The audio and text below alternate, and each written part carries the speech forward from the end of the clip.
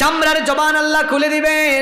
যে সকল নারীরা এই চামড়া পর পুরুষকে দেখাচ্ছেন, এই চামড়ার মধ্যে আটা ময়দা লাগায়া, কিছু মহিলা তো এত আটা ময়দা লাগায়, আটা ময়দা লাগাইলে লাগে একরকম, ছুটাই ফেললে লাগে আরেক রকম। কি বলেন আছে না নাই? এত আটা ময়দা, আরো কত কসমেটিক্স, এত কিছু যে চামড়ায় লাগাতেন, যে চামড়ার এত যত্ন নিতেন। শীতের দিনে দামি দামি ব্র্যান্ডের লোশন ইউজ করতেন, দামি দামি কসমেটিক্স ইউজ করতেন। এই চামড়ার জবান কিয়ামতের দিন খুলে দিবেন কে? এই চামড়া। ও বোনেরা শোনেন, চামড়া বলবে আল্লাহ তোমার বান্দিকে তুমি সুন্দর চেহারা দিয়েছো, সুন্দর চামড়া দিয়েছো, তাকে বলেছিলে, আদেশ করেছিলে চামড়া ঢাকার জন্য, কিন্তু চামড়া ঢাকে নাই, বেপরদা হয়ে চলাফেরা করেছে। আপনার বিরুদ্ধে চামড়া সাক্ষ্য দিবে কার কাছে? জাহান্নামীদের চামড়া যখন জাহান্নামীদের বিরুদ্ধে সাক্ষ্য দিবে, তখন জাহান্নামীরা তাদের শরীরের চামড়াকে জিজ্ঞেস করবে, হে শরীরের চামড়া, তুমি এত নাফরমান হলে কেমনে? আল্লাহ কোরআনে বলেছেন, জাহান্নামীগুলো তখন বলবে, ওয়াকালু লিজুলুদিহিম লিমা শাহিদতুম আলাইনা, হে চামড়া তুমি কেন আমার বিরুদ্ধে কথা বলো? তোমার এত যত্ন নিতাম। চামড়া তখন বলবে, ক্বালু আনতাকানাল্লাহুল্লাযী আনতাকা কুল্লা শাই, বাক শক্তিদাতা যিনি আমার জবান খুলে দিয়েছেন তিনি। চামড়াও তখন কথা বলবে। এজন্য আমার বোনদেরকে, মাদেরকে বলতে চাই, ঘর থেকে যখন বের হবেন পর্দা করে বের হবেন। পর্দার বিধানটা কার? আবার পর্দা করে তামাশা করবেন না, কারণ নবীজি বলেছেন শেষ জামানায় এমন কিছু নারীর পয়দা হবে, নিসাউহুম কাসিয়াতুন আরিয়াত, কাপড় পরলেও মনে হবে তারা যেন উলঙ্গ উলঙ্গ আছে, অর্থাৎ এমন আটোসাটো আর এমন ফেতনা সম্পন্ন কাপড় পরবে, অর্থাৎ বুরখা পরছে পর্দার জন্য, কিন্তু বুরখাগুলো হবে আটোসাটো, যেগুলো সেন্সিটিভ জায়গা পর্যন্ত বোঝা যাবে। এইরকম আটোসাটো লাল নীল বিভিন্ন কালারের অ্যাট্রাকটিভ বুরখা, এগুলো পরা যাবে না। আমার বোনদেরকে বলবো, ঢিলে ঢালা বুরখা পরবেন, পাতলা নয়, বরং একটু ভারী। আবার এত ভারী না যেন গরমে মরে যান, এত পাতলাও নয় যাতে শরীর দেখা যায়। একটু সুন্দর শালীন বুরখা হবে, যেটা দিয়ে শরীর দেখা যাবে না, আটোসাটো হবে না, ঢিলে ঢালা হবে। ঢিলে ঢালা হবে, আকর্ষণীয় কালারের হবে না, একদম কালো কালারের বুরখা পরে। আবার বুরখা পইরাও কিছু নারী ফেতনা ছড়ায়, বুরখা পইরা দেখা যায় মুখ খোলা রেখে দিয়েছে। মানুষের দেখের আকর্ষণের মূল জায়গা হলো চেহারা। এজন্য মানুষ যখন বিয়ে করতে যায় তখন হাত পাও দেখে না, চেহারা আগে দেখে। আরো জোরে বলেন, কারণ চেহারা দেখেই তো মায়া সৃষ্টি হয়, ভালো লাগা সৃষ্টি হয়। আল্লাহ বলেছেন মাথার উপর থেকে এমন একটা চাদর ব্যবহার করো যা তোমার মুখ, তোমার বক্ষ দেশ পর্যন্ত আবৃত করে রাখে। আল্লাহ নবী বলেছেন আখিরি জামানায় পর্দা কইরা কিছু নারী ফিতনা ছড়াবে। নবীজি বলেছেন, আলা রুউসিহিম কাসনিমাতিল বুখতিল ইজাফ, আলা রুউসিহিম কাসনিমাতিল বুখতিল ইজাফ, বুখতি উটের কুজের মতো ভাঁজ দিয়ে দিয়ে স্টাইল করে তারা মাথার মধ্যে হিজাব পরবে। বলেন তো, এই ধরনের আধুনিক যুগের ফেতনাবাজ অনেক নারী আছে না নাই? লিপস্টিক লাগিয়ে আশকারা মাস্কারা কত কিছু মুখে লাগায়া, এরপরে স্টাইল করে, ওই যে নবীজি বলেছেন বুখতি উটের কুজের মতো ভাঁজ দিয়া হিজাব পরে। আমার বোনদেরকে বলবো এরকম করবেন না, কারণ নবীজি বলেছেন ইলানুহুন্না, এইরকম মহিলাদেরকে তোমরা মুসলমানরা লানত দাও, ফা ইন্নাহুন্না মালউনাত, কারণ তারা হলো অভিশপ্ত। এই সকল নারীদেরকে অভিশপ্ত বলেছেন প্রিয় নবী মুহাম্মদুর রাসূলুল্লাহ সাল্লাল্লাহু আলাইহি ওয়াসাল্লাম। এজন্য আমার মাদেরকে, বোনদেরকে বলবো, খবরদার, পর্দার নামে ফিতনা করে অভিশপ্ত হওয়া যাবে না, আবার বেপর্দা হয়ে জাহান্নামীও হওয়া যাবে না। আমরা পর্দা মেনটেন করব। আমরা যারা এখানে পুরুষ মানুষ আছি, আমরাও আমাদের মহিলাদেরকে পর্দা, কিতা আওয়াজ করেন না কেন আপনারা? পর্দা করাবেন না? কিছু মানুষ আছে বিয়ে শাদী কইরা নিজের বউকে শাড়িটারি পরে বুরখা টুরখা ছাড়া বের হয়, এরা রুচিহীন পুরুষ, ব্যক্তিত্বহীন পুরুষ। এই যে বিয়ের ফাংশনে, মানে ক্লাবে গেল বউ নিয়ে, এরকম শাড়িটারি পরাইয়া ক্লাবে নিয়ে গেছে কোনো ফাংশনে, আর ওই বিয়ের প্রোগ্রামে আসা অনেক পুরুষরা তাকায় তাকে বলতেছে, ইস উফ, এমন কি বলতেছে, ভাইয়া এটাকে কয় চিনস না তোর ভাবি, কয় উফ হেভি লাগতেছে। বউ কার আর কুতাকুতি করে কে দেখছে? নিজের বউয়ের সৌন্দর্য মানুষকে দেখায়া এরকম কমেন্ট শোনার পরেও যে পুরুষের লজ্জা লাগে না, একটা বেহায়া বেশরম ব্যক্তিত্বহীন পুরুষ। এটা রুচিশীল পুরুষ নয়, এটা রুচিহীন পুরুষ। আপনি টাকা পয়সা দিয়া, মহারণা দিয়া আপনার বউ আপনি বিয়ে করলেন, আপনার বউকে আপনি দেখবেন, আপনার বউয়ের সৌন্দর্য আপনি উপভোগ করবেন। আপনার বউ কি জনগণের সম্পদ নাকি যে জনগণ তার সৌন্দর্য উপভোগ করবে? যারা নিজের বউকে জনগণ দেখার জন্য এরকম বেপরদা বানায় ছেড়ে দিয়েছে, এই সকল বেহায়া বেশরম পুরুষরা নিজের বউকে জনগণের সম্পদে পরিণত করেছে। আল্লাহ তাআলা ওই সকল লোকদেরকে হেদায়াত দান করেন। নামাজের মধ্যে ঐক্যের শিক্ষা রয়েছে, কিভাবে ঐক্যবদ্ধ থাকার শিক্ষা রয়েছে। রব্বুল আলামিন সালাতকে, নামাজকে একা একা ফরজ করেন নাই, বরং নামাজকে ফরজ করা হয়েছে জামাতের সঙ্গে। কোরআনুল কারীমের 2 নম্বর সূরা সূরাতুল বাকারা 43 নম্বর আয়াতে রব্বুল আলামিন বললেন, ওয়া আকিমুস সালাতা ওয়া আতুজ যাকাতা ওয়ারকাউ মা'আর রাকিঈন। আর সালাত কায়েম করো এবং যাকাত দাও, এবং যারা মসজিদে গিয়ে রুকু করে তাদের সঙ্গে রুকু করো, অর্থাৎ জামাতবদ্ধভাবে ঐক্যবদ্ধ হয়ে নামাজে দাঁড়াও। এই আদেশটা যিনি দিয়েছেন তিনি কে? দেখুন, মসজিদের বাহিরে, নামাজের বাহিরে আমরা এক একজন এক এক রকম থাকি। এই যে এখানে আমরা সবাই বসে আছি, এখন যদি কোনো নামাজের জন্য ইকামত হয়, দেখবেন সবাই আমরা কাঁধে কাঁধ লাগিয়ে ঐক্যবদ্ধভাবে দাঁড়িয়ে যাব। আপনারা যারা হজ কিংবা উমরা করার সুযোগ পেয়েছেন, হারামাইন শরীফাইনে যারা নামাজ আদায় করেছেন, মসজিদে হারামে গেলে দেখবেন কেউ তাওয়াফ করছে, কেউ বা আবার সাফা মারওয়ায় সাই করছে, কেউ বা আবার বসে বসে কোরআন তেলাওয়াত করছে, কেউ বা আবার বসে বসে তাসবিহ জপছে, ইস্তিগফার করছে, কেউ বা আবার গল্প করছে। কিন্তু যখনই ইকামত হয়ে যায়, দেখা যায় লক্ষ লক্ষ মানুষগুলো সারিবদ্ধ, কাতারবদ্ধ, ঐক্যবদ্ধভাবে দাঁড়িয়ে যায়। এই যে নামাজের সুন্দর এই ঐক্যের শিক্ষা, এভাবে যদি এই ঐক্যের শিক্ষাটা নিয়ে মসজিদের বাহিরে আমরা সীসা ঢালা প্রাচীরের মতো ঐক্যবদ্ধ থাকতে পারতাম, পৃথিবীর 200 কোটি মুসলমান ঐক্যবদ্ধ যদি থাকতে পারত, মুসলমানরা দুনিয়াতে আজকে অধপতিত থাকতো না, মাথা উঁচু করে দাঁড়িয়ে গোটা পৃথিবীকে মুসলমানরা নেতৃত্ব দিত। ঐক্য আছে আমাদের? কথা কন না কেন আপনারা? এই ঐক্যের শিক্ষা নামাজ থেকে নেওয়া লাগবে। এজন্য রব্বুল আলামিন জামাতের সঙ্গে নামাজ ফরজ করলেন। আর ঐক্যবদ্ধ থাকার জন্য কোরআনুল কারীমের অসংখ্য জায়গায় রব্বুল আলামিন আদেশ দিলেন। আল্লাহ তাআলা বললেন, ওয়াতাসিমু বিহাবলিল্লাহ,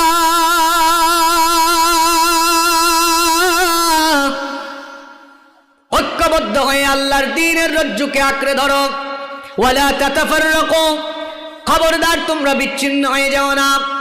এমনকি দুনিয়ার যত পয়গম্বর এসেছিলেন সবাইকে আল্লাহ আদেশ দিয়েছিলেন, আন আকিমুদ্দিন, আমার জমিনে আমার দ্বীন কায়েম করো। ওয়ালা তাতাফাররাকু ফি, বিচ্ছিন্ন হয়ে যাও না, আলাদা হয়ে যাও না। আল্লাহ তাআলা বারবার সাবধান করেছেন, সতর্ক করেছেন, আলাদা হয়ে যেও না।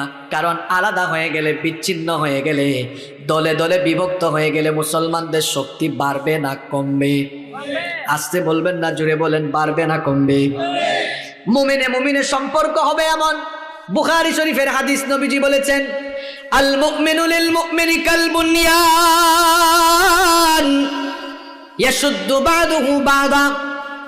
মুমিনের সাথে মুমিনের সম্পর্ক হবে বিল্ডিং এর যে দেয়াল আছে, প্রাচীর আছে, দেয়ালের প্রাচীরে লাগোয়া ইটের মতো একটা শক্ত মজবুত প্রাচীরের মতো মুমিনদের সম্পর্ক হবে। কথাটা বোঝানোর জন্য আমি আপনাদেরকে বলছি, শোনেন, সবাই তাকান আমার দিকে। এই যে এই খুঁটি থেকে, এই পিলার থেকে এই পিলার পর্যন্ত, এখানে যদি কেউ সারি সারি ইট রাখে, ইট রাখার পরে একটা ইটের উপর আরেকটা ইট, এই ইটের উপর আরেকটা ইট, এই ইটের উপর আরেকটা ইট, এরকম ইটের স্তূপ যদি বানায় ফেলে, আর তারপরে যদি সিমেন্ট আর বালি দিয়ে এটাকে জোড়া না দেয়, তাহলে দেখা যাবে একটা বাচ্চা যদি এসে আলতো করে ধাক্কা মারে, ওই ইটের সারি বা ইটের স্তূপ পড়ে যাবে। পড়ে যাবে না? পড়ে যাবে। কিন্তু এই ইটের স্তূপ বা ইটের সারিকে যদি এবার সিমেন্ট আর বালু দিয়ে জোড়া লাগানো হয়, এমন শক্তিশালী একটা দেওয়াল হবে, আপনি ধাক্কায় আর ফেলে দিতে পারবেন না। আল্লাহ নবী কি সুন্দর উদাহরণ দিলেন, আল মুমিনু লিল মুমিনি কাল বুনিয়ান ইয়াশুদ্দু বাদুহু বাদা। মুমিনে মুমিনের সম্পর্ক হবে একটা প্রাচীরের মতো, একটা মজবুত প্রাচীরের মতো। অর্থাৎ মুসলমানরা যদি ঐক্যবদ্ধ থাকে, আলাদা না হয়ে সব মুসলমানরা যদি এক থাকে, তাহলে ফলাফল কি হবে?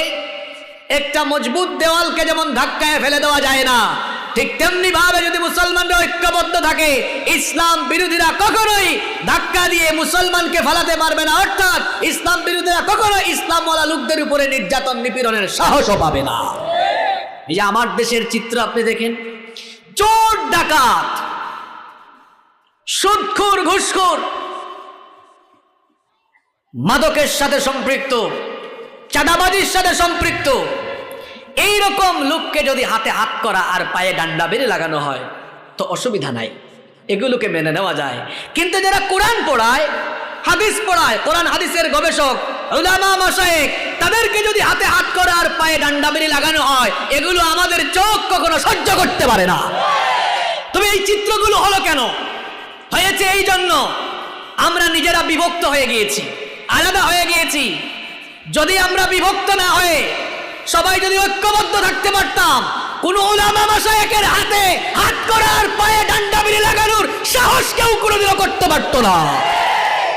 এটা আমাদের অনৈক্যের ফসল, আমাদের বিভক্তির পরিণাম। আমরা যদি ঐক্যবদ্ধ থাকতে পারি, শক্তি বাড়বে না কমবে? ইহুদির গোষ্ঠী ফিলিস্তিনে আমার ভাই বোনদের রক্ত চুষে খায়, ওইদিকে জালিমের গোষ্ঠী কাশ্মীরে আমাদের ভাই বোনদের রক্ত ঝরায়। তাম দুনিয়ার 200 কোটি মুসলমানরা যদি আল্লাহ নবীর হাদিসের মতো, নবীজি যেমন বলেছেন কাল জাসাদিল ওয়াহিদ, একটা দেহের মতো সম্পর্ক হবে। আপনার হাঁটুটা যদি ভেঙে যায় তো ব্যথা কি শুধু হাঁটুতে লাগে, না হাঁটুর চিন চিন চিন চিন ব্যথা পুরা শরীরের উপরে পড়ে, পুরো শরীরের উপরে পড়ে?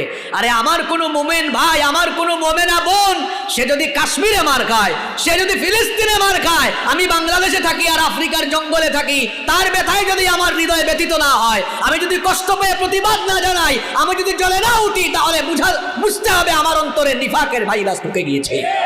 যদি তাম দুনিয়ার 200 কোটি মুসলমানরা আমরা ঐক্যবদ্ধ থাকতে পারতাম, পৃথিবীর কোনো জালেমের সাহস হতো না মুসলমানদের উপরে নির্যাতন নিপীড়ন করার। ঐক্য আছে আমাদের মধ্যে। এই যে আমরা যারা হুজুররা বয়ান করি, আমাদের মধ্যেও তো ঐক্য নাই। একজন বলছিল পাল্লার মধ্যে ব্যাঙ রাখা যেমন কঠিন। ব্যাঙ চিনেন তো আপনারা এখানে আঞ্চলিক ভাষায় ব্যাঙকে কি বলেন? আচ্ছা, ব্যাঙের কাজ কি? এটা এক জায়গায় থাকে না। পাল্লার মধ্যে ব্যাঙ রাখা যেমন কঠিন, আলেমদেরকে এক টেবিলে বসানো ঠিকই তো আছে, বসতে চায় না। সামান্য সামান্য বিষয় নিয়ে মতবিরোধ, একটা বিষয় অমিল, আপনি কাফের, আপনি বাতিল। আরে ভাই, আপনার সাথে ওনার মিলে নাই, একটা খোঁজে দেখেন মিল আছে 99টা। তো একটা অমিল থাকলে তারা যদি একবার কাফের বলেন, 99টা মিল আছে, আপনার উচিত তাকে 99 বার মুমিন বলা। কিন্তু আমরা কি করি? ওই একটা অমিল, একটা নিয়েই পড়ে আছে। বলেন তো, মুসলমানদের মধ্যে বেসিক মৌলিক কোনো বিষয় নিয়ে কি মতবিরোধ আছে? আপনারা কি শুনছেন এরকম কখনো যে কোনো আলেম বলছে আমার দৃষ্টিতে ফজরের নামাজ 4 রাকাত, আর আরেকজন বলছে আমার দৃষ্টিতে ফজরের নামাজ 6 রাকাত? এরকম শুনছেন আপনারা? হ্যাঁ, নামাজের ওয়াক্ত, নামাজের রাকাত নিয়ে সবাই একমত, নামাজ ফরজ একমত।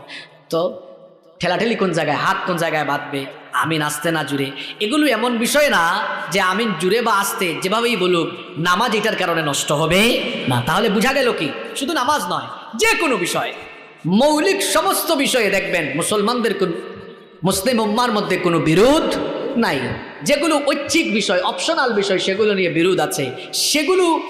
সেগুলোতে বিরোধ থাকলেও আমরা তো চাইলে ইত্তিফাক মাল ইখতিলাফ, হ্যাঁ ইখতিলাফ থাকুক, ইখতিলাফগুলোকে রেখেও তো আমরা সবাই ঐক্যবদ্ধ হতে পারি। যদি আমাদের সংকীর্ণ হৃদয়কে প্রশস্ত করে দিতে পারি, উদারতা যদি লালন করতে পারি, নিজেদেরই লাভ হবে। আমরা ওলামায়ে কেরামকে বলবো, আসুন আমরা একটু উম্মতের ঘরে যে আগুন লাগছে, আমরা একটু পানি ঢেলে ঠান্ডা করি, উম্মতের ঘরকে এক রাখি। এখন আগুন লাগছে, যদি কেরোসিন আলো ঢেলে দেই, তাহলে আগুনের তেজ বাড়বে না কমবে? আমরা ঐক্যবদ্ধ থাকলে শক্তিশালী হব। বলেন তো, আপনাদের সবার হাতে যদি একটা লাঠি দেওয়া হয়, লাঠি বুঝেন তো আপনারা? আঞ্চলিক ভাষায় কি বলেন লাঠিকে? হ্যাঁ, আচ্ছা, লাঠি। একটা লাঠি হাতে থাকলে এই লাঠিটা ভাঙা সহজ না কঠিন? খুব সহজ। এখন যদি প্রত্যেকের হাতে 100টা করে লাঠি দেওয়া হয়, ভাঙতে পারবেন? কুতানি শুরু হবে, কিন্তু ভাঙতে পারবেন না। কি বুঝলেন? আপনি হুজুর, আমি হুজুর, আপনি হুজুর, আপনি হুজুর, আপনি হুজুর, সব হুজুর আলাদা আলাদা। এক লাঠি হাতে থাকলে যেমন ভাঙা সহজ, মুসলমানদের মধ্যে অনৈক্য থাকলে ইসলাম বিরোধীরা যারে যখন ধরবে তার মেরুদণ্ড ভাঙাও তাদের জন্য সহজ, আর 100টা লাঠি যেমন ভাঙা কঠিন, ঠিক তেমনি আমরা যদি আমাদের যে বেসিক বিষয়ে মতবিরোধ নাই, এই জায়গাতে আমরা একমত থেকে ঐচ্ছিক বিষয়ে যে ইখতলাফ আছে এগুলোকে আমরা আমলে না নিয়ে সবাই যদি ঐক্যবদ্ধ থাকতে পারি, 100টা লাঠিকে যেমন ভাঙা যায় না, ঐক্যবদ্ধ থাকলে আরে মুসলমানদের উপরে নিপীড়ন চালানো তো দূরের কথা, ইসলামওয়ালা লোকদের বিরুদ্ধে কথা বলার সাহসও কোনোদিন কেউ পাবে না। এই যে দেখুন, কিছুদিন আগে শিক্ষা সিলেবাস নিয়ে এদেশের সকল ঘরানার সকল মতের দলের আলেমরা যখন ঐক্যবদ্ধভাবে জোরালো প্রতিবাদ করলেন, শিক্ষামন্ত্রীর গলার আওয়াজ বড় ছিল, গরম ছিল, সেটাও নরম হয়ে যেতে বাধ্য হয়েছে। কি বুঝলেন? ঐক্যবদ্ধ থাকলে একটা সুফল পাওয়া যায়। আর নাস্তিক্যবাদ যারা চর্চা করে, নাস্তিক্যবাদের চর্চা যারা আমাদের সমাজে ছড়িয়ে দিতে চেয়েছিল, এরা ভাবছিল যে হুজুর আলাদা আছে, আমরা এই সুযোগে ঢুকাই দিই। ব্যাককলের দল। এদেশে একজন আলেম বেঁচে থাকতে বাংলামি শিক্ষা ব্যবস্থা আর নাস্তিক্যবাদ চর্চা করতে দেওয়া হবে না, হবে না, হবে না ইনশাআল্লাহ। আর বাংলাদেশে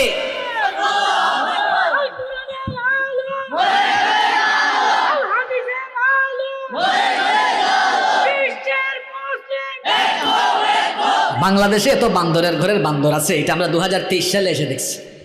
আধুনিক বিজ্ঞান চার্লস ডারউইনের যে মতবাদকে ডাস্টবিনে ফেলে দিয়েছে, ওইটাকে কুড়াইয়া এনে আমাদের কোমলমতি ছেলে মেয়েদের মগজ ধুলাই করার জন্য, এদেরকে সংশয়বাদী বানানোর জন্য হাতে গোনা কয়েকটা লোক এই বিবর্তনবাদ তথ্য ঢুকিয়ে দিতে চেয়েছিল। ভাবছে আমরা আলেমরা ঘুমায় গেছি। না, আমরা আলেমরা ঘুমায় জানাই, বান্দরের ঘরের বান্দর। তোদের মা বাপ বান্দর ছিল, তোদের পূর্বপুরুষরা বান্দর থাকতে পারে, আমাদের পূর্বপুরুষ বান্দর ছিল না, আমরা মানুষ, মানুষের জাত মানুষ থেকে মানুষ হয়েছে। যারা ডারউইনের বিবর্তনবাদ তত্ত্বে বিশ্বাস করে, তোরা চিড়িয়াখানায় গিয়ে তোদের জাতি ভাইদের সাথে থাক। খাঁচার অভাব হলে এদেশের মুসলমানরা খাঁচা বানায় দিবে, ঠিক কিনা বলেন? সম্মানিত ভাইয়েরা, তাহলে নামাজের 1 নম্বর শিক্ষা মনে থাকবে, আমরা ঐক্যবদ্ধ থাকব। আমরা কি ভেজাল করব, ঠেলাঠেলি গুতাগুতি করব, অনৈক্য আর বিভক্তিতে থাকবো না, সবাই ঐক্যবদ্ধ হবে? কি জ্বালা! আহা, মুসলমান পরিচয় দেয় না, কত পার্ট। কেউ কয় আমি দেওবন্দি, কেউ কয় আমি হানাফি, কেউ কয় আমি লামাজহাবি, কেউ কয় আমি গরম একদম কড়া সুন্নি, কেউ কয় আমি একটু ঠান্ডা মাপের সুন্নি, কয় আমি গরম ঠান্ডার মাঝখানে হালকার মধ্যে ঝাপসা, কেউ আবার কয় আমি লামাজহাবি। আফসোস, দুর্ভাগ্য, আপনি আপনার নিজের পরিচয় মুসলমান বলে দিতে পারলেন না। পৃথিবীতে আল্লাহ তাআলা যত পয়গম্বর পাঠিয়েছেন, সব পয়গম্বররা এসব মানুষকে ইসলামের দাওয়াত দিয়েছেন, মুসলমান বানিয়েছেন। এজন্য আমার আপনার পরিচয় একটাই, আমরা সবাই মুসলমান। মুসলমানের এর বাহিরে আর কোনো পরিচয় থাকতে পারে? আমাদের রব কয়জন? নবী কয়জন? কিতাব কয়টা? আমাদের প্রভু এক নবীর উম্মত, জীবন বিধানে ওই শিবানী কোরআন। আমাদের প্রভু এক নবীর উম্মত, জীবন বিধানে ওই শিবানী কোরআন। তবে কেন এক নও হে মুসলমান, এক হও করিয়া বান। আল্লাহ আমাদেরকে ঐক্যবদ্ধ করে দেন। আরো আসতে বলেন আমিন। আপনারা কি ক্লান্ত হয়ে গেছেন?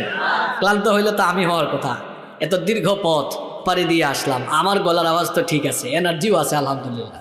তা আপনারা কি খায় আসেন নাই? খাওয়া দাওয়া করেছেন সবাই? এত টাটকা টাটকা মাছ আপনারা খান, এই টাটকা টাটকা মাছ খেয়ে যদি আওয়াজ তো আস্তে করে দেন, মাছ তো লজ্জা পাবে। আয়োডিনযুক্ত মাছ না সব, সামুদ্রিক মাছকে বিজ্ঞান কি বলে? মহা ঔষধ বলে। তো এগুলা খাইয়া এই এনার্জি বানাইছেন আপনারা।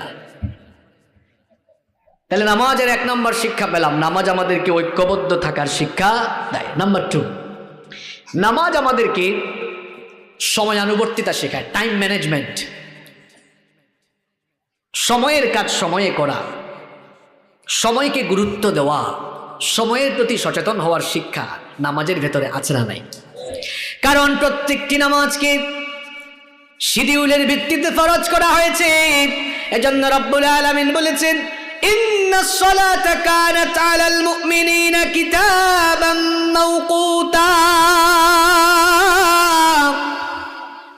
নিশ্চয়ই সালাতকে, নামাজকে সময়ের ভিত্তিতে, শিডিউলের ভিত্তিতে, সময়ানুবর্তিতার ভিত্তিতে ফরজ করা হয়েছে। প্রত্যেকটা নামাজের নির্দিষ্ট একটা সময় আছে না নাই? কেউ যদি কয় আমি ফজরের নামাজ বিকাল 4টায় পড়বো, তার কথা মতো হবে নাকি? কেউ যদি কয় আমি জোহরের নামাজ রাত 2টায় পড়বো, কথা মতো হবে নাকি? কেউ যদি কয় আমি আসরের নামাজ সকাল 8টায় পড়বো, হবে না। কেউ যদি কয় মাগরিবের নামাজ আমি দুপুর 12টায় পড়বো, হবে না। কেউ যদি বলে এশার নামাজ আমি ভোর 4টায় পড়বো, হবে না। কারণ নামাজের একটা নির্দিষ্ট শিডিউল আছে, শিডিউল মতো নামাজ আদায় করতে হবে। এমনকি নামাজের যখন সময় হয়ে যায়, যদি নামাজের জন্য সময় হয়, ঘড়ির দিকে তাকিয়ে যদি দেখা যায় সময় হয়ে গিয়েছে, এলাকার গণ্যমান্য ব্যক্তি সেও যদি মসজিদে আসা বাকি থাকে, ওই ভিআইপি আর সিআইপির জন্য অপেক্ষা করা হয়, তখন দেখা যায় সময়ের নামাজ সময়ে সম্পাদিত হয়। এখান থেকে শিক্ষা হলো, একজন মুসলমান, একজন মুমিন টাইমে টাইমে যেমন নামাজ আদায় করে, ঠিক তেমনি একজন মুমিন সে নামাজের বাহিরে তার জীবনের আনুষঙ্গিক সকল কাজ সময় মতো করবে, সময়ের প্রতি গুরুত্ব দিবে, সময়ের প্রতি সচেতন হবে। কারণ সময় আনুবর্তিতা, টাইম ম্যানেজমেন্ট যার জীবনে নাই, তার জীবনে কোনো শৃঙ্খলা বা ভারসাম্য। এখনকার ইয়াং তরুণ যুব সমাজ যারা আছে, ছাত্ররা শোনো, তোমরা যা শুরু করছো, ইয়াং যারা আছেন আপনারা শোনেন ভাই, কি শুরু করেছেন আপনারা? ঘুমের অভ্যাস ঠিক নাই, খাদ্যাভ্যাস ঠিক নাই, কোনো রুটিন নাই, জীবনে এত বিশৃঙ্খলা, কোনো কিছু ঠিক নাই। দেখুন, আপনারা কি ঘুমাই যাচ্ছেন নাকি? আমার কথা শুনতেছেন?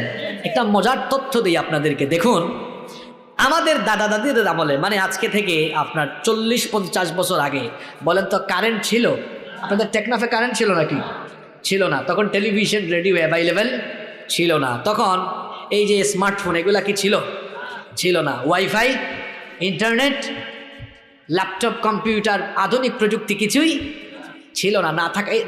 না থাকার কারণে, যে আমার চাচারা তারা জানেন, না থাকার কারণে কি হয়েছে, রাত 8টার পরে তাদের কোনো কাজ কাম ছিল না, তারা খায়া দেয়া ঘুম। এখন আমাদের ঘরে আধুনিক প্রযুক্তির ছোঁয়া লেগেছে, এখন কারেন্ট আছে, টেলিভিশন আছে, এখন mobile, laptop, computer, internet, wifi সব আছে।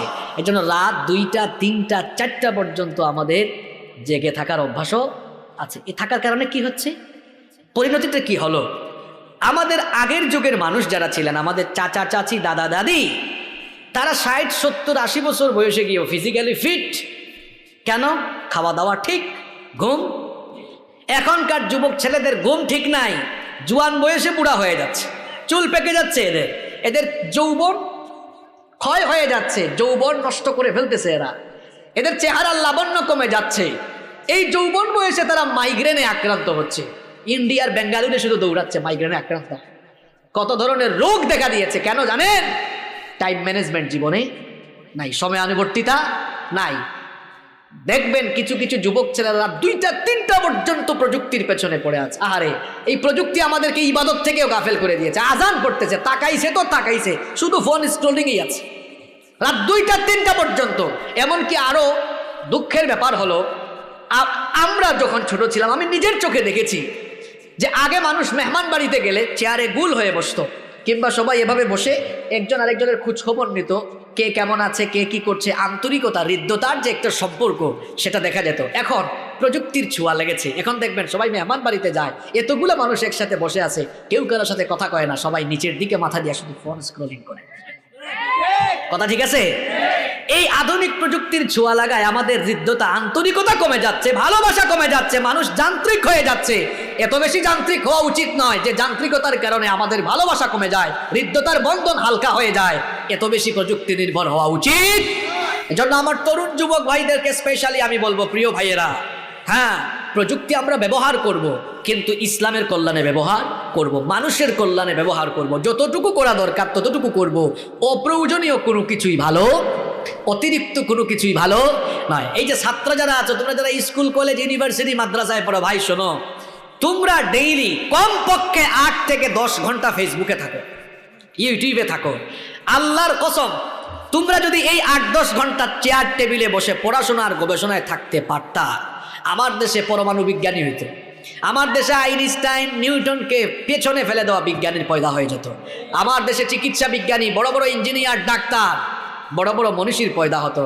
যে পরিমাণ সময় তোমরা ফেসবুকে দাও, ভাই সারাদিনে 1 ঘন্টার সময় ফেসবুকে থাকলে কি হয় না? বাকি সময়গুলো পড়াশোনায় দাও, গবেষণায় সময় দাও, জীবনে সফল হবা, কেরিয়ার সুন্দর হয়ে যাবে টাইম ম্যানেজমেন্ট জীবনে নিয়ে আসেন। আর ব্যক্তি জীবনের টাইম ম্যানেজমেন্টের পাশাপাশি সামাজিক এবং রাষ্ট্রীয় পর্যায়ে সকল কিছুতে টাইম ম্যানেজমেন্ট দরকার। আজকের জাপান একটা অমুসলিম রাষ্ট্র হয়ে তারা এত উন্নত হয়ে গেল, অর্থনৈতিকভাবে তারা এত শক্তিশালী হয়ে গেল কেন? কারণ রাষ্ট্রীয়ভাবে তারা টাইম ম্যানেজমেন্টের বেলায় তারা অত্যন্ত সচেতন। আমি বেশ কিছুদিন আগে, সম্ভবত 2-3 বছর আগে, কোনো পত্রিকায় না কোন জায়গায় যেন আমি পড়লাম যে জাপানের রেলওয়ে স্টেশনের তাদের রেলগুলো, ট্রেনগুলো এমনভাবে চলাচল করে যে সময়ে যে ট্রেন যে ডেস্টিনেশনে যাওয়ার কথা একেবারে ঠিক ওই সময়েই সেখানে পৌঁছে যায়, এমনভাবে তারা টাইম মেনটেন করে। শোনেন, যখন যোগাযোগ ব্যবস্থায়, যোগাযোগ তো বুঝেন আপনারা, যোগাযোগ ব্যবস্থায় যখন টাইম ম্যানেজমেন্ট ঠিক থাকে তখন কিন্তু বাদ বাকি সব কিছু ঠিক থাকে। কেন জানেন? যোগাযোগের উপরে অনেক কিছু নির্ভর করে, যোগাযোগের উপরেই অনেক কিছু নির্ভর করে। বিশেষ করে রাষ্ট্রযন্ত্রের বেশিরভাগ বিষয় যোগাযোগের উপরেই নির্ভর করে। আমাদের অবস্থা দেখেন না, আপনি এয়ারপোর্টে যান, বিমানের ফ্লাইট শিডিউলে বিপর্যয়, রেলওয়ে স্টেশনের অবস্থা তো খারাপ, ভয়াবহ। আমাদের দেশে 10টা ট্রেন কয়টায় আসে স্টেশনের মাস্টারও জানে না, যাত্রীও। একবার এক লোক রেলওয়ে স্টেশনে বসে আছে, 10টায় একটা ট্রেন ব্যাগ ট্যাগ নিয়ে বসে আছে, ভাবতেছে আল্লাহ জানে কখন আসে। ঠিক 10টা বাজার 10 মিনিট আগে যখন ট্রেনের হুইসেল শুনছে, লোকটা খুশি হইয়া ব্যাগ টান মারে উঠতে যাবে, আরেকজন হাত ধরে বসাই দিছে, কয় ভাই বসে যান, খুশি হইয়েন না, এটা গতকাল রাত 10টার ট্রেন, আজকে 10টায় আসছে। এই রকম সময়ের প্রতি গাফলতি আমাদের সমাজ ব্যবস্থায়, রাষ্ট্র ব্যবস্থায় আছে না নাই? ব্যানারে কিংবা পোস্টারে যদি লেখা থাকে অনুষ্ঠান শুরু হবে বিকাল 3টায়, পাবলিক ভালো করেই জানে বুচ্চিটা শুরু হবে বিকাল 5টায়। কি বলেন? ঠিক আছে কথা? সময়ের প্রতি সচেতনতা, সময়ের কাজ সময়ে না করলে মানুষ কখনো সফল হতে পারবে। এই যে দুনিয়াতে আছি, আমাদের হায়াত আছে, what is life? What's the definition of life? জীবন কি? জীবন হচ্ছে সময়ের সমষ্টির নাম। ইমাম হাসান আল বসরি রাহিমাহুল্লাহ তিনি বলেছেন, ইয়া ইবনা আদম, হে আদম সন্তান, ইন্নামা আনতা আইয়াম ইযা যাহাবা ইয়াউমিন যাহাবা বা'দুক। হে আদম সন্তান শোনো, তোমার জীবন হলো কতিপয় গণনা করা কয়েকটা দিনের নাম মাত্র। যখনই একটা দিন চলে যায় তখনই তো তোমার জীবন থেকে কিছু অংশ কমে যায়। সময়ের সমষ্টির নাম হলো জীবন। এই যে আমাদেরকে হায়াতে সময় দেওয়া হয়েছে, এই সময়গুলো কিন্তু থেমে নেই, সময় চলে যাচ্ছে। সময়গুলোকে যদি আমরা যথাযথভাবে কাজে না লাগাই, কিয়ামতের মাঠে আফসোস করে বলতে হবে, ইয়া লাইতানি কদ্দামতু লিহায়াতি। হায় আফসোস, আফসোস, আমি যদি আমার ফেলে আসা হায়াতের জীবনগুলো, সময়গুলো আবার ফিরে পেতাম। সময় চলে গেলে সময়ের জন্য আফসোস করে আর কোনো লাভ হয়? লাভ হয়? এই জন্য সময়ের কাজ সময়ে করতে হবে। এই শিক্ষা নামাজের ভেতরে আছে না নাই? আরো জোরে বলেন, আছে না নাই? নাম্বার 3, নামাজ আমাদেরকে সঠিক নেতা নির্বাচনের শিক্ষা দেয়। নামাজ আমাদেরকে সঠিক নেতা নির্বাচনের শিক্ষা দেয়। কিরকম? আমরা তো জামাতে নামাজ আদায় করি, জামাতে নামাজ আদায়ের জন্য একজন কি লাগে? জোরে বলেন, এই পাশ থেকে তো আওয়াজ আসে না। একজন কি লাগে? ইমাম লাগে।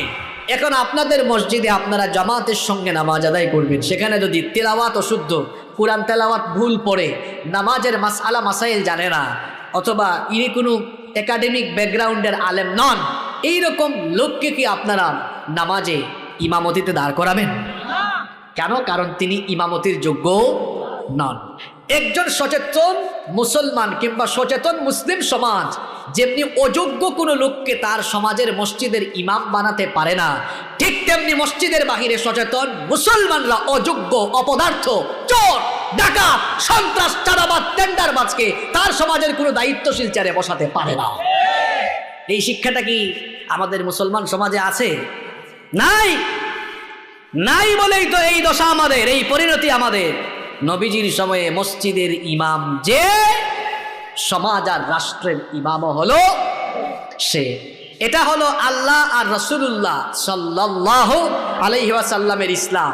আর আমাদের মডারেট ইসলাম হলো আমাদের বানানো ইসলাম, যেটা মসজিদের হুজুর ইমাম একজন আর সমাজের ইমাম আরেকজন মসজিদের হুজুর, আপনি সুফি সাহেবের মতো থাকেন, একদম দাড়ি দাড়ি রেখে জিকির আজকার, এরপরে সৎ পথে থাকেন, আপনি থাকেন। আর সমাজের দায়িত্বশীল চেয়ারে চোরেরা বসুক, সুদখুর বসুক, ঘুষখুর বসুক, চরিত্রহীন লম্পট বদমাশরা বসুক। এখনকার মুসলমান সমাজ তার সমাজের চিত্র এমন বানিয়ে ফেলেছে, ঠিক কিনা বলেন? আমরা যদি সঠিক নেতা নির্বাচন করতে পারতাম, আমরা কত দূর এগিয়ে যেতাম। আমাদের দেশ স্বাধীন হয়েছে 50 বছরের উপরে, আজকে তার অভাব নাই এদেশ। কিন্তু দেখা যায় দায়িত্ব পেয়ে শিক্ষিত চোরেরা যে পরিমাণ চুরি করে, শোনেন, একজন শিক্ষিত চোর কায়দা করে যে পরিমাণ চুরি করতে পারে, অশিক্ষিত চোর কিন্তু এত পরিমাণ চুরি করতে পারে। জুতা যে চুরি করে মসজিদের ভেতরে, এটা তো শিক্ষিত চোর না, এটা অশিক্ষিত চোর। কিন্তু শিক্ষিত চোরেরা কলমের খুঁচায় যে পরিমাণ দুর্নীতি করে, যে পরিমাণ লুটপাট করে, হাজার হাজার অশিক্ষিত চোর মিলে এত পরিমাণ চুরি চামারি করতে পারবে। এই যে কিছুদিন আগে বিশ্বকাপ হয়েছিল কোন দেশে, কথা কন না কেন আপনারা? কাতার। দেশটা কি আমাদের দেশের চেয়ে খুব বড়? আরে আমাদের ঢাকা শহরের চেয়েও ছোট একটা দেশ, কিন্তু বিশ্বকাপে যে পরিমাণ খরচ তারা করেছে, এটা দিয়ে বাংলাদেশকে কয়েক বছর চালানো যাবে। দেখুন, 1 শতাব্দী আগে, 100 বছর আগে এই কাতার বলেন, দুবাই বলেন, আমিরাত বলেন, বাহরাইন বলেন, সৌদি আরব বলেন, আরাবিয়ান গালফের যে দেশগুলো, এরা অর্থনৈতিকভাবে এখন অনেক শক্তিশালী। কিন্তু আজ থেকে 100 বছর আগে এরা যাযাবর ছিল, বেদুইন ছিল, মরুভূমিতে উট চালিয়ে জীবনযাপন করত। এই কয়েক যুগের ব্যবধানে এরা অর্থনৈতিকভাবে এত শক্তিশালী। আজকের দুবাই কি হালতে আছে আপনারা জানেন, এবং ধারণা করা হচ্ছে মিডল ইস্টের এই কান্ট্রিগুলোই হয়তো আগামীতে পৃথিবীকে লিড দিতে পারে। এরা এত উন্নতির দিকে এগিয়ে যাচ্ছে। তো যারা 1 শতাব্দী আগেও এত দরিদ্র ছিল, এত কম সময়ে তারা এত এগিয়ে গেল কিভাবে? আপনারা তো বেশি চালাক, আপনারা বলবেন হুজুর তাদের দেশে তো তেল আছে, তাদের দেশে স্বর্ণ আছে, অনেক প্রাকৃতিক সম্পদ আছে। তো আমার দেশে কি সম্পদ আপনার চোখে পড়ে না? আমার দেশেও তো সম্পদ আছে। আমার বাড়ির সিলেটে, আপনারা জানেন তো, আমাদের সিলেটে পাথরের খনি আছে, কয়লার খনি আছে, গ্যাসের খনি আছে। আর আমাদের বাংলাদেশের মাটি তো সোনার মাটি, এদেশের মাটি তো মরুভূমি নয়, যে ফসলের চাষ করা হয় সে ফসল হয়ে যায়, আলহামদুলিল্লাহ। তো আমার দেশেও তো সম্পদের অভাব নাই। এত পরিমাণ সম্পদ থেকেও কেন আমরা পৃথিবীতে মাথা উঁচু করে, আমরা কেন এখনো উন্নত বিশ্বে মাথা উঁচু করে দাঁড়াতে পারলাম না? কেন আমরা উন্নত হতে পারলাম না তাদের মতো? আপনি বলতেছেন যে তাদের দেশে তেল আছে, স্বর্ণ আছে। আরে এত সম্পদ থাকার পরেও চোরেরা বেগম পাড়া যেভাবে বাড়ি বানায়, আর যেভাবে দেশের টাকা বিদেশে লুটপাট করে তেলের ঘনি আর স্বর্ণের ঘনি থাকলে এরা বেগম পাড়ায় বাড়ির পরিমাণ আরো বাড়াই দিত, লুটপাটের পরিমাণ আরো বাড়িয়ে দিত, ঠিক কিনা বলেন? তাহলে কিভাবে উন্নত হয়ে গেল তারা? এরা উন্নত হলো কিভাবে? উন্নত হয়েছে তারা একটি রাষ্ট্র পরিচালনার জন্য সেন্সিটিভ যে বিষয়গুলো আছে সেই বিষয়গুলোতে তারা শরিয়া আইন মেনে চলে।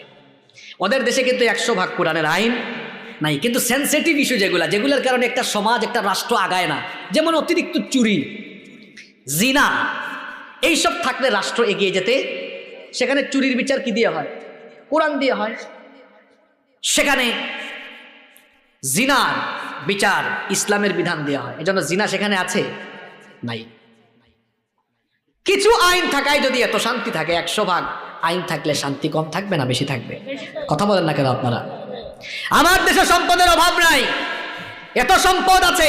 এই সম্পদগুলোর সুষ্ঠু ব্যবহার, এই সম্পদগুলোর সঠিক ব্যবহার, সুষম বন্টন আর ইনসাফ যদি থাকে, আমার দেশও মাথা উঁচু করে দাঁড়িয়ে বিশ্বকে নেতৃত্ব দিবে। যদি দায়িত্বশীল চেয়ারে থাকা ব্যক্তিগুলো আমানতদার হয়, খেয়ানতকারী না হয়, যদি আমানতদারিতার সাথে দায়িত্ব পালন করে, আমরা পৃথিবীর বুকে মাথা উঁচু করে দাঁড়িয়ে যেতে পারবো। কিন্তু যে চেয়ারে বসলো আমানতদারিতা নাই, কেমনে বুঝবেন? 5 বছর আগে তার সম্পদের পরিমাণ একরকম, 5 বছর পরে বুঝাই যাচ্ছে। আমাদের পূর্বপুরুষরা যারা পৃথিবীকে নেতৃত্ব দিয়েছিলেন তারা কেমন আমানতদার ছিলেন শোনেন। সাইয়েদনা ওমর ইবনুল খাত্তাব রাদিয়াল্লাহু আনহুর কথা আমার মনে পড়ে গেল। তিনি অর্ধ দুনিয়া শাসন করেছেন। ওমর ইবনুল খাত্তাব রাদিয়াল্লাহু আনহুর সময়ে বলেন তো সেই যুগে কি কারেন্ট ছিল নাকি? এই রকম ইলেকট্রিক্যাল লাইট ছিল নাকি? কিছুই ছিল না।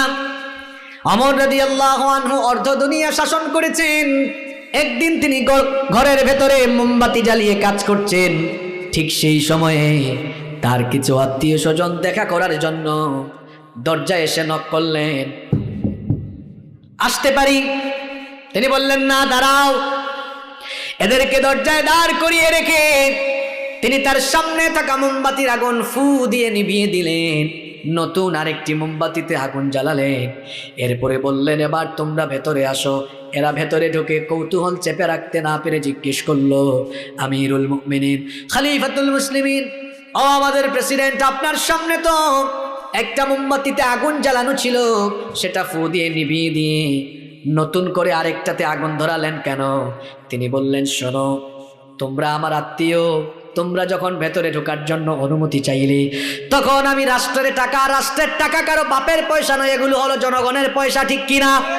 তিনি বললেন, রাষ্ট্রের টাকায়, জনগণের টাকায় কেনা মোমবাতির আলো জ্বালিয়ে আমি রাষ্ট্রের কল্যাণে, জনগণের কল্যাণে কাজ করছিলাম। তোমরা যখন ভেতরে ঢোকার জন্য অনুমতি চাইলে চিন্তা করলাম তোমরা তো আমার আত্মীয়, ভেতরে ঢুকে আমার সঙ্গে ব্যক্তিগত কথা বলতে পারো। চিন্তা করে দেখলাম রাষ্ট্রের টাকায়, জনগণের টাকায় কেনা মোমবাতির আগুন জ্বালিয়ে তোমাদের সঙ্গে যদি ব্যক্তিগত কথা বলি, রাষ্ট্রের সম্পদ নষ্ট হবে, জনগণ যে আমানতের দায়িত্ব আমার উপরে আছে, আমানতের খেয়ানত হবে, কিয়ামতে আসামি হয়ে, জালিম হয়ে আল্লাহর সামনে দাঁড়ানো লাগবে। এই ভয়টা যখন কলিজায় ঢুকলো, সঙ্গে সঙ্গে আমি রাষ্ট্রের টাকায়, জনগণের টাকায় কেনা মোমবাতির আগুন ফু দিয়ে নিভিয়ে দিয়ে নিজের টাকায় কেনা মোমবাতির আগুন জ্বালিয়ে তোমাদের সঙ্গে কথা বলছি। আল্লাহু আকবার বলেন, আল্লাহু আকবার। এমন যদি হতো আমাদের নেতা হতো, ওমরেরই মতো হতো, আবু বকরের মতো। চাই কি চাই না? জনগণের খোঁজ খবর নিত রাত দুপুরে, ঘুরে ঘুরে দেখতো কি কেউ আছে অনাহারে। আমার দেশের মা বোনেরা লাঞ্ছিতা হতো না, আমার দেশের কৃষক শ্রমিক বঞ্চিত হতো না, ধনী গরিব ভালোবাসার জীবন ফিরে পেত, যদি আমাদের নেতা হতো ওমরেরই মতো হতো, আবু বকরের মতো। বলেন আমিন। নামাজ আমাদেরকে সঠিক, যোগ্য, চরিত্রবান, পরহেজগার, আমানতদার নেতা নির্বাচনের শিক্ষা দেয়, ঠিক কিনা বলেন? কথা শুনতেছেন তো? কথা কি মাথার উপরে দিয়া যায় নাকি ব্রেইনের ভিতরে যায়? নাম্বার 4, কষ্ট হচ্ছে নাকি? শেষ করে দিব। নাম্বার 4, 4 নাম্বার, নামাজ আমাদেরকে ভুল নেতৃত্ব সংশোধন করে দেওয়ার শিক্ষা দেয়। আচ্ছা, নামাজি ইমাম সাহেব ইমামতিতে দাঁড়ালেন, দাঁড়িয়ে তিনি নামাজে ভুল কেরাত পড়ছেন, তখন কি পেছনে মুসল্লি যে ব্যক্তি জানে এটা চুপ থাকবে নাকি সংশোধন করে দিবে? জোরে বলেন। আচ্ছা শোনেন, কাবা শরীফের ইমাম সাহেব তিনি যদি আপনাদের এলাকায় আসেন আর মসজিদে তিনি ইমামতিতে দাঁড়ান আর মনে করেন তিনি আল্লাহু আকবার বলে নামাজ শুরু করেছেন, আর রহমানু আল্লামাল কুরআনা খালাকাল ইনসানা আল্লামাহুল বায়ান। আমরা সবাই জানি নামাজের শুরুতে সূরা রহমান নয়, সূরাতুল ফাতিহা। এখন কাবা শরীফের ইমামও যদি সূরা রহমান শুরু করেন, যে কোনোদিন মাদ্রাসায়ও যায় নাই সেও চুপ থাকবে না, কাবা শরীফের ইমাম হইলেও পেছন থেকে বলবে আলহামদুলিল্লাহি রাব্বিল আলামিন, সংশোধন করে দিবে, ঠিক না?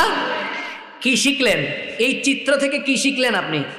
সচেতন মুসল্লির সামনে যেমন একজন যোগ্য ইমাম ভুল করলে সচেতন মুসল্লি চুপ থাকে না, সংশোধন করে দেয়, ঠিক তেমনি মুসলমান এমন সচেতন সমাজে বাস করবে যে সমাজের সচেতন মুসলমানরা তাদের দায়িত্বশীল কোনো ভুল করলে কিংবা যে কোনো ইসলাম বিরোধী, কোরআন সুন্নাহ বিরোধী, মুসলমানদের স্বার্থ বিরোধী কোনো কথা কিংবা কাজ করলে মুসলমান চুপ থাকবে না, প্রতিবাদে জ্বলে উঠবে।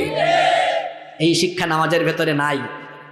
হ্যাঁ, আছে না নাই? কয়টা বললাম? নাম্বার 5 নাম্বার, নামাজ আমাদেরকে ভুল নেতৃত্ব সরিয়ে দেওয়ার শিক্ষাও দেয়। বারবার সংশোধনী দিচ্ছেন, 2-3 বার সংশোধনী দেওয়ার পরে লোকটা শোনে না, ইমামতির জায়গায় রাখবেন না, টান দিয়ে নামাই দিবেন। এখান থেকে শিক্ষা হলো আপনিও সংশোধনী দিবেন, প্রথমে বুঝাবেন, বুঝাইয়া যদি মুসলমান সমাজে দেখা যায় মুসলমানদের স্বার্থ বিরোধী কোনো কাজ কোনো ব্যক্তি করে তারেও ঘাট দিয়ে নামাই দিবেন। এই শিক্ষা নামাজে আছে না নাই? কয়টা বললাম? 5টা। নাম্বার 6 নাম্বার, নামাজ আমাদেরকে নিয়ন্ত্রিত জীবনযাপনের শিক্ষা দেয়। নিয়ন্ত্রিত জীবনযাপন অর্থাৎ নিজেকে কন্ট্রোল করা, নিজেকে গুনার দিকে ধাবিত না করা। কিভাবে? এখন যুবকদের ওয়াজ চলে এসেছে, তরুণ ছাত্রদের ওয়াজ চলে এসেছে। আমরা যখন নামাজে দাঁড়াই তখন কি এমনি দাঁড়াই আল্লাহু আকবার এভাবে? কোন দিকে? সাজদার দিকে আমরা তাকিয়ে থাকি। আমরা আমাদের চোখকে তখন সাজদার দিকে নিবদ্ধ করে রাখি। এরপরে নামাজে আমরা কি করি? আমাদের হাতকে কি পিছনে নিয়ে বাঁধি? তাহলে দেখা গেল আমাদের নামাজে হাত, চোখ বাঁধা, আমাদের চোখ হাত বাঁধা, সব যে নিয়মে আছে সেই নিয়মেই আমরা নামাজটা আদায় করি। এই শিক্ষাগুলো নামাজের বাহিরে নিয়ে আসেন না। নামাজে যেমন চোখের হেফাজত থাকে, চোখ এদিকে ওদিকে যায় না, ঠিক তেমনি মসজিদের বাহিরে, নামাজের বাহিরে যুবক তরুণ তোমার চক্ষুকে পরনারীর দিকে নিয়ে চোখের জেনা করা যাবে।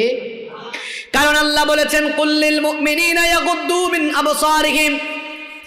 ও নবী, মুমিন পুরুষদেরকে বলেন তারা যেন তাদের চক্ষুকে পরনারী থেকে নিম্নগামী করে রাখে। চোখের নিয়ামত যিনি দিয়েছেন তিনি কি?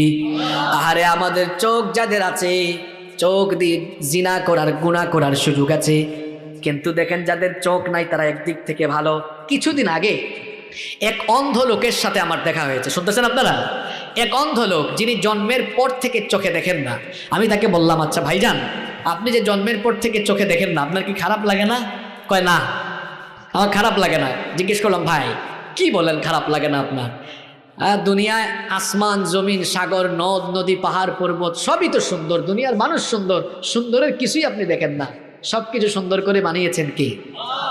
দুনিয়া সুন্দর, মানুষ সুন্দর, আসমান সুন্দর, জমিন সুন্দর, সুন্দরে সুন্দরে পাল্লা, জানি না কত সুন্দর তুমি আল্লাহ, জানি না কত সুন্দর তুমি আল্লাহ। সুবহানাল্লাহ পড়েন। বললাম, ভাই সত্যি খারাপ লাগে না? চোখে যে দেখেন না? কয় না। আমি বললাম, দুনিয়াতে এত মানুষকে আল্লাহ চোখে দেখার শক্তি সামর্থ্য দিয়েছেন, আপনাকে আল্লাহ দিলেন না, আল্লাহর উপর কি কোনো অভিযোগ আছে? উত্তর দিল না। বললাম, ভাইজান চোখে দেখেন না খারাপ লাগে না, আল্লাহ চোখে দেখার শক্তি সামর্থ্য দিলেন না, তাও আল্লাহর উপর রাগ লাগে না কেন বলেন তো? অন্ধ লোক কি উত্তর দিয়েছে জানেন? কয়, আপনি হুজুর হলে কি হবে? ও হুজুর, আপনার চোখ আছে, চোখ দিয়ে গুনাহ করার সুযোগ আছে, আমার চোখের আলো নাই, আমি অন্ধ ব্যক্তির গুনাহ করার কোনো সুযোগ নাই। আসলেই তো তাই। এই রাস্তা দিয়ে যদি কিছু নারী হেঁটে যায়, আমাদের যাদের চোখের আলো আছে, চোখ দিয়ে জিনা করার সুযোগ আছে, কিন্তু যে চোখে দেখে না তার কিন্তু এই চোখের জিনা করার কোনো সুযোগ নাই। আমাদের যাদের হাতে স্মার্টফোন আছে, আমরা ফেসবুক বা ইউটিউবে গিয়ে আজে বাজে ভিডিও কিংবা পর্নোগ্রাফিতে আসক্ত হয়ে আজে বাজে এইসব জিনিস দেখে আমরা আমাদের চোখ নষ্ট করতে পারি, জিনা করতে পারি। কিন্তু অন্ধ লোকের হাতে ফোন দিলে তার চোখ দিয়ে এরকম জিনা করার কোনো সুযোগ। এই জন্য চোখের হেফাজত করতে হবে, কানের হেফাজত করতে হবে। কান দিয়ে আজে বাজে জিনিস শোনা যাবে না, বাদ্যযন্ত্রযুক্ত আজে বাজে বাজনাযুক্ত গান শোনা যাবে না। চোখের হেফাজত করতে হবে, কানের হেফাজত করতে হবে, জবানেরও হেফাজত করতে হবে। আমরা যখন নামাজে দাঁড়াই শুধু আল্লাহর প্রশংসা করি, নবীর উপর দুরূদ পড়ি, তাসবিহ জপি, নামাজের মধ্যে আল্লাহর জিকির আমরা করি। যেভাবে আমরা নামাজের মধ্যে জিহ্বাটাকে শুধু আল্লাহর আনুগত্যের দিকে আর নবীর মহব্বতের দিকে ঝুঁকিয়ে রাখি, ঠিক তেমনি ভাবে নামাজের বাহিরেও জবানটাকে আল্লাহ আর রাসূলের আনুগত্যের দিকে ঝুঁকিয়ে রাখতে হবে। এই শিক্ষা নামাজে আছে না নাই? আরো জোরে বলেন, আছে না নাই? চরিত্রকে সুন্দর করার এই যে প্রক্রিয়াগুলো বললাম, চোখ, কান, জবান, এই তিনটা জিনিসকে হেফাজত করা গেলে চরিত্র অনেকাংশে সুন্দর হয়ে যাবে। আর আমার যুবক ভাইদেরকে বলবো, এই যে নামাজে আমরা নিজেদেরকে নিয়ন্ত্রণ করে রাখি, এদিক ওদিক তাকাই না, ঠিক তেমনি ভাবে আমরা জীবন চলার পথে আমাদের যৌবনটাকেও নিয়ন্ত্রণ রাখবো। আমরা অন্যায় পথে গিয়ে লজ্জাস্থানের অপব্যবহার করব না, হারাম রিলেশন করে আমরা আমাদের যৌবন নষ্ট করব না। কারণ মুমিনের স্বভাব হলো ওয়াল্লাযীনা হুম লিফুরুজিহিম হাফিজুন, যারা তাদের লজ্জাস্থানের হেফাজত করে এরা হলো আসল মুমিন, খাঁটি মুমিন, সফলকাম মুমিন। একজন মুমিন কখনো বিবাহ বহির্ভূত কোনো জেনা করে সে তার লজ্জাস্থানের অপব্যবহার করে চরিত্র নষ্ট করতে পারে না। এজন্য আমার তরুণ যুবক ছাত্র ভাইদেরকে বলবো, অবিবাহিত ভাইদেরকে বলবো হারাম রিলেশনের দিকে যাওয়া যাবে না। গার্লফ্রেন্ড বানিয়ে মেয়ের পিছনে ঘুর করে চরিত্র নষ্ট করা যাবে না। এই বয়স চরিত্র নষ্ট করার বয়স নয়, এই বয়স হলো পড়াশোনা, গবেষণা আর চরিত্রকে সুন্দর করার বয়স। এই বয়সে যদি আমরা আমাদের চরিত্রগুলো ঠিক করতে পারি, আমাদের কেরিয়ার সুন্দর হয়ে যাবে, জান্নাতে যাওয়ার পথ সুগম হয়ে যাবে। দেখুন বুখারী শরীফের একটা হাদিস আপনাদেরকে শোনাই। নবীজি বলেছেন, মাইয়াবমাল্লি মা বাইনা লাহইহি ওয়া রিজলাইহি আদমানু লাহুল জান্নাহ। নবীজি বলেছেন, যে ব্যক্তি তার দু চোয়ালের মধ্যবর্তী জায়গা অর্থাৎ জিহবা আর দু উরুর মধ্যবর্তী জায়গা অর্থাৎ লজ্জাস্থান, এই দুটো জিনিসের জিম্মাদারি গ্রহণ যারা করবে, নিজের চরিত্রকে যারা হেফাজত করবে, যারা লজ্জাস্থানের অপব্যবহার করে জিনা করবে না, লজ্জাস্থানের হেফাজত যারা করবে, চরিত্রের জিম্মাদারি যারা গ্রহণ করবে, নবীজি বলেছেন কাল কিয়ামতের কঠিন দিনে আমি নবী নিজে তার জন্য জান্নাতের জিম্মাদার হয়ে যাব। আমার যুবক তরুণ ছাত্র ভাইয়েরা, আমার কলেজার টুকরা প্রিয় ভাইয়েরা, আমরা কি আমাদের চরিত্রের ব্যাপারে সচেতন থাকতে পারবো? পারবো তো ইনশাআল্লাহ। সামর্থ্যবান হয়ে গেলে, বয়স হয়ে গেলে বিয়ে করে ফেলে, তাও আমরা অন্যায় পথে যাব না ইনশাআল্লাহ। নাম্বার 7, নামাজের 7 নাম্বার শিক্ষা হলো, আজকের মাহফিলে কি মহিলারা এসেছেন? পর্দার শিক্ষা দেয়। নামাজ আমাদেরকে কিসের শিক্ষা দেয়? নামাজের ভেতরে সতর ঢাকা কি ফরজ। আমরা পুরুষরাও যখন নামাজে আসি সতর ঢেকে সুন্দর পোশাক আশাক করে নামাজে আসি, নারীরাও তাই করেন। কিন্তু দেখা যায় নামাজের বাইরে অনেক নামাজি মহিলারাও ঘর থেকে বের হওয়ার সময় ঠিক মতো পর্দা করেন না, অথবা কেউ পর্দা করলেও পর্দার নামে তামাশা করেন। কি বলেন, এরকম আছে না নাই? নবীজি বলেছেন আখিরি জামানায় কিয়ামতের আগে শেষ জামানার নারীরা বেপর্দা করে ফিতনা ছড়াবে। আবার নবীজি বলেছেন পর্দা করেও ফিতনা ছড়াবে, বেপর্দা হয়ে ফিতনা ছড়াবে। অনেক মহিলারা আছেন পর্দা করেন না, পর্দা ভালো লাগে না। পর্দা আমাদের ইজ্জত সম্মান কমায় নাই, পর্দা আমার বোনদের ইজ্জত সম্মান আরো বাড়িয়ে দিয়েছে। পর্দার এই বিধান পৃথিবীর আলেমদের দেওয়া নয়, পর্দার এই বিধান সরাসরি যিনি দিয়েছেন তিনি কে? আমার বোনদেরকে বলবো, ও বোনেরা, নিজেদের শরীরের চামড়া পরপুরুষকে দেখাইয়েন না। এই চামড়া বোরখা পরে ঢেকে রাখতে হবে, আদেশটা আমাদের নয়, আদেশটা কার? যদি আপনি আপনার এই চামড়াগুলো ঢেকে না রেখে পরপুরুষকে দেখান, এই চামড়াগুলো কিন্তু ঝলসে যাবে কিয়ামতের দিন। সুন্দর এই চামড়া, সুন্দর চেহারা জাহান্নামের আগুনে যিনি পোড়াবেন তিনি কে? আল্লাহ বল